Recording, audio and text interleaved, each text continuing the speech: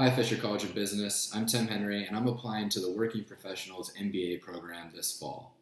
Today, I'd like to tell you about the time that I was almost a part of a future Dateline episode. It was in 2013, and I was in the Palma de Mallorca with four of my college roommates. We were trying to find this underground lake that the island was famous for, but we couldn't find the metro station. A young British woman noticed how lost we were and approached us by telling us how dumb we looked at the time.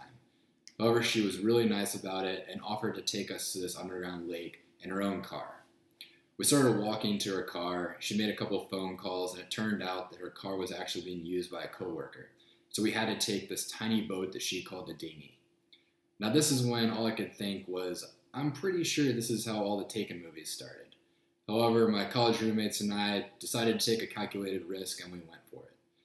We got in this little boat and started making our way, going about 5 miles an hour when we realized we had no chance of making it. That's when she stopped the boat and told us all to get out. We freaked out, but luckily a few seconds later she told us she was just joking, and we made our way to a private beach where we got lunch for the day. Since we weren't going to make it to the underground lake, she decided to take us by the King of Spain's holiday house and then a few other destinations we would have never seen on our own. And this really blew my mind, how one person would change the entire course of her day to really help out 5 random travelers. It really changed how I view strangers myself.